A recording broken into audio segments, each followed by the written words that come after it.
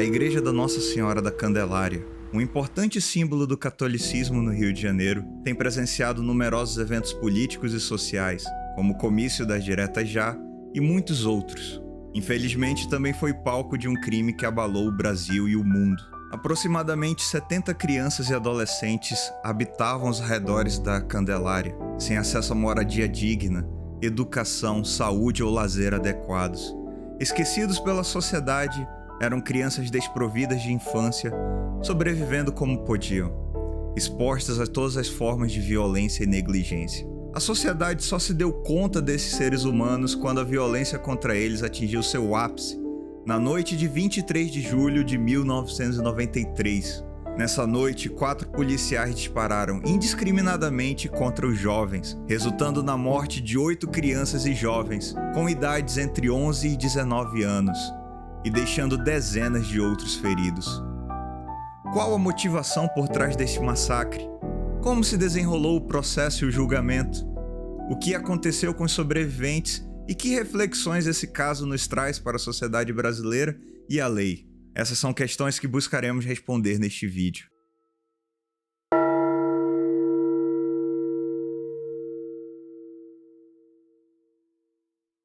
Na tarde de 23 de julho de 1993, uma central sindical realizava uma manifestação perto da Igreja da Candelária, necessitando da presença da polícia militar. Entre os policiais estava Marcos Vinícius Emanuel, de 26 anos. Ele decide abordar um dos jovens que ali conviviam, Marcos Antônio da Silva, mais conhecido como Come Gato. Com apenas 16 anos, ele sobrevivia realizando pequenos furtos e era visto como um dos líderes das crianças e jovens da Candelária. O policial Marcos Antônio suspeita que os jovens estavam escondendo cola de sapateiro, comumente usada como entorpecente. A abordagem resulta numa discussão entre os jovens e o policial, que decide levar Come Gato para a delegacia, sob protestos e insultos dos outros jovens. Em represália, os jovens apedrejam a viatura policial, quebrando um dos vidros. Marcos Vinícius decide então levar mais um jovem para a delegacia. No entanto, a cola de sapateiro não é considerada entorpecente sob a lei de drogas, portanto a posse de tal substância não é considerada crime. Assim, ao chegarem à delegacia, os jovens são liberados. Isso enfurece Marcos Vinícius Emanuel e o torna motivo de piada dentro do batalhão. Segundo as investigações, esses foram os motivos que o levaram a cometer o massacre.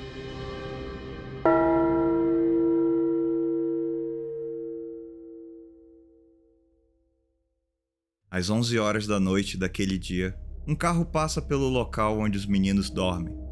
Os ocupantes do veículo ameaçam os jovens, gritando que o dia deles estava chegando e que todos iriam morrer. Às 23h30, 3 jovens, entre eles Wagner dos Santos, caminham em direção à igreja. Um carro para próximo deles e seus ocupantes armados os forçam a entrar no veículo. Os sequestradores não usavam uniformes e dirigiam um veículo comum. No entanto, Wagner dos Santos relata que um deles se identificou como policial e pediu seus documentos. Não se sabe ao certo qual era a intenção desses homens, se pretendiam assassinar os jovens ou apenas assustá-los. Mas durante o trajeto, um tiro é disparado acidentalmente, atingindo Wagner dos Santos. Por causa desse disparo, os homens decidem se livrar dos jovens. Eles os levam para perto do Museu de Arte Moderna, no Aterro do Flamengo, onde são executados com tiros. Os homens partem, mas milagrosamente Wagner sobrevive aos tiros. Percebendo que os outros 2 jovens estão mortos, ele foge para um posto de gasolina, onde agoniza de dor. Enquanto isso, o carro segue em direção à Igreja da Candelária, onde crianças e jovens dormem. Os ocupantes do carro chegam e começam a perguntar às crianças onde está Come Gato. Em seguida começa a chacina, com tiros disparados contra os jovens. 6 vítimas são gravemente feridas e 8 morrem. A polícia chega ao local da chacina. O tenente Cortes é informado sobre Wagner e se dirige ao posto de gasolina onde ele está agonizando. Chamam uma ambulância para resgatá-lo, mas ela não chega ao local. Assim, o tenente Cortes decide levar Wagner na viatura até o hospital. Wagner sobrevive e se torna peça-chave para as investigações.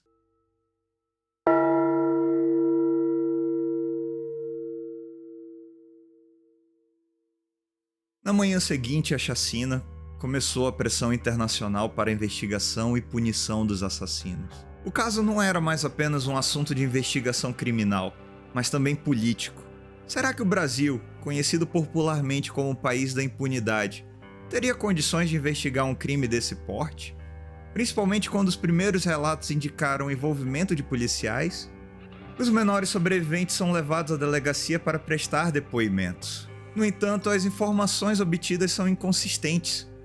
Alguns garotos apontam a responsabilidade para 2 policiais, conhecidos como Pelé e Xuxa, apelidos dados por trabalharem em dupla e um deles ser negro. Esses 2 policiais eram conhecidos pelos meninos de rua por estarem sempre aterrorizando-os e ameaçando-os.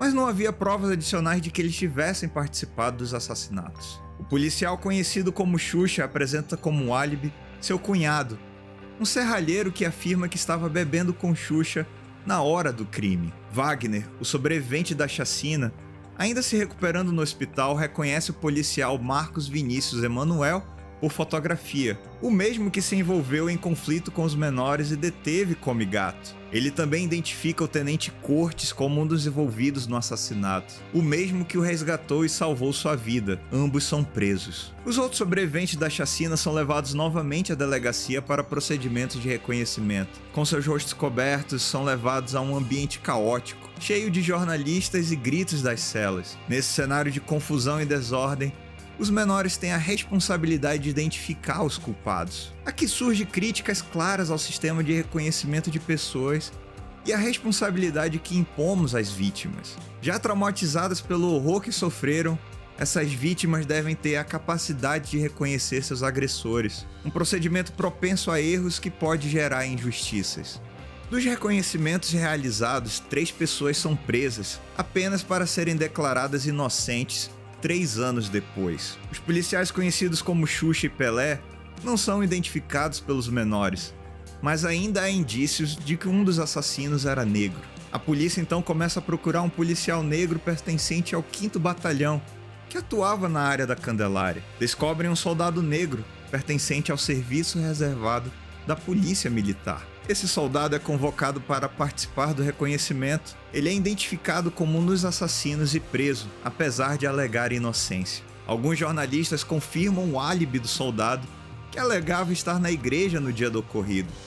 Seus superiores o reconheciam como um policial exemplar, e nem mesmo os investigadores da Polícia Civil acreditavam em seu envolvimento. No entanto, isso não foi suficiente para evitar que ele passasse 3 anos na prisão. Também é convocado à delegacia o cunhado de Xuxa para confirmar o seu álibi, que alegava estar com ele na noite do crime. Enquanto estava na delegacia, o cunhado de Xuxa é chamado para participar de um reconhecimento como figurante, pois o Código de Processo Penal exige a presença de outras pessoas na sala de reconhecimento. Então, algo inesperado acontece. Os menores identificam o cunhado de Xuxa como o 4º assassino, um homem que trabalha como serralheiro e que não pertence às forças policiais. Mas o caso é dado como resolvido em tempo recorde, com 4 pessoas acusadas e presas preventivamente enquanto aguardam julgamento.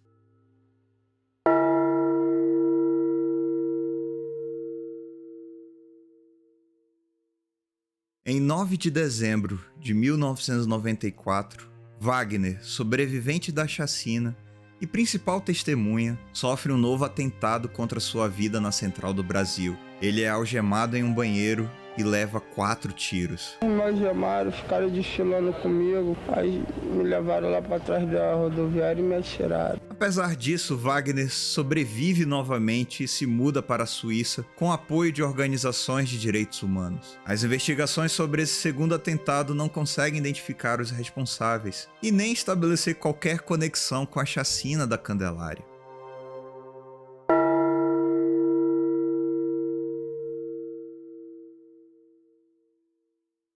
Quase 3 anos após o crime, os 4 acusados ainda estavam presos aguardando julgamento. No entanto, mesmo após todo esse tempo, as investigações não haviam encontrado qualquer conexão entre o Tenente Torres, Marcos Vinícius Emanuel, o soldado negro do serviço reservado e o serralheiro que nem era policial. Faltando 5 dias para o julgamento desses homens, acontece uma reviravolta no caso. Poucos dias antes do julgamento, o soldado negro do serviço reservado da polícia concede uma entrevista alegando sua inocência. Ele diz que não sabe por que está ali, mas Deus sabe, e isso lhe basta. Um ex-soldado da polícia militar, convertido ao evangelismo, lê a entrevista e se comove. Seu nome é Nelson de Oliveira Cunha. Não suportando mais o peso em seu coração, ele decide confessar seu crime à igreja e ao Ministério Público. Ele admite sua participação e inocenta 3 dos acusados: o tenente Cortes, o soldado negro do serviço reservado e o serralheiro. Ele também confirma que uma das armas do crime foi escondida em uma parede de sua casa. Durante seu interrogatório, ele esclareceu a participação dos policiais Marcos Vinícius Emanuel, que já estava preso, e de Marcos Aurélio Dias Alcântara, além do ex-PM Maurício da Conceição, conhecido como Sexta-feira 13. Ele confirma que ele e seus cúmplices atacaram os 3 jovens que foram baleados no aterro do Flamengo. Ele relata que sua arma disparou contra Wagner e que Maurício, Sexta-feira 13, executou os outros 2, logo após seguiram para a Candelária. Na Candelária, Marcos Vinícius Emanuel permaneceu no carro enquanto os outros 3 se aproximavam dos menores para tentar encontrar Comigato. Foi quando os disparos começaram. Nelson Cunha detalha que viu Maurício atirando nos meninos que dormiam sobre uma banca de jornal. Um desses meninos era Sandro do Nascimento, de quem ainda falaremos. O interrogatório de Nelson Cunha fecha as lacunas da investigação. Os acusados viviam no mesmo bairro e eram muito semelhantes aos primeiros acusados, que eram inocentes. Alcântara tinha até mesmo uma falha no dente, semelhante à do tenente Cortes. Ele negou participação no crime. Maurício, o Sexta-feira 13, já havia morrido em um tiroteio com a polícia. Em 29 de abril de 1996, Marcos Vinícius Emanuel é levado a julgamento. Ele, que até então negava o crime, confessa sua participação e admite que queria se vingar dos meninos que haviam jogado uma pedra na viatura policial. Em 10 de dezembro de 1996, os 3 primeiros acusados foram absolvidos e libertados depois de quase 3 anos em prisão preventiva. Nelson foi condenado a 45 anos de prisão. Marcos Vinícius Emanuel recebeu uma sentença de mais de 300 anos e Marco Aurélio Dias de Alcântara mais de 204 anos. Os 3 estão atualmente em liberdade.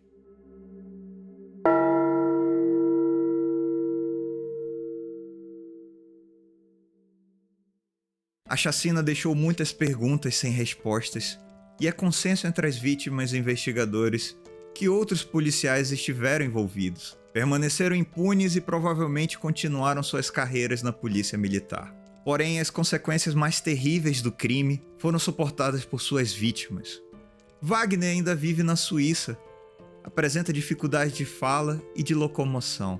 Em 2008, ele mencionou em uma entrevista que se sente abandonado e sem qualquer contato com o governo brasileiro. Sandro do Nascimento, um dos meninos de rua que sobreviveu à chacina, tornou-se um reflexo da violência que sofreu. Aos 8 anos, Sandro presenciou o assassinato de sua própria mãe. Viveu nas ruas e aos 11 anos sobreviveu à chacina da Candelária. Em 12 de junho de 2000, Sandro sequestrou o ônibus da linha 174 no Rio de Janeiro, mantendo os passageiros reféns por cerca de 5 horas. Sandro foi capturado e morto por asfixia dentro da viatura policial. Os policiais suspeitos do assassinato foram inocentados pela justiça. A chacina da Candelária foi o prenúncio da escalada da violência policial. No mesmo ano ocorreu a chacina de Vigário Geral e vários outros episódios de violência policial que resultaram na morte de muitos inocentes. Esses atos de violência policial continuam sendo apoiados em discursos de muitos políticos, porém massacram a verdade face de um ciclo interminável de violência. Dos 65 meninos que viviam na Candelária, 43 foram mortos em eventos violentos, na sua maioria assassinados por traficantes ou grupos de milicianos. Outros 5 morreram de doenças relacionadas à AIDS. Outros 10 foram processados criminalmente. Até hoje não aprendemos a cuidar de nossas crianças. O futuro da nossa sociedade ainda pode ser encontrado nos sinais de trânsito, pedindo dinheiro, sendo explorado e expostos a todo tipo de violência e vulnerabilidade. O pessoal que passa perto da gente pensa que a gente são um infrator que roubam, que matam, não. Eles podem passar perto da gente. Só o que a gente não quer é que eles passam e olham pra nossa cara e saem correndo, pensando que a gente vamos furtar alguma coisa que são deles.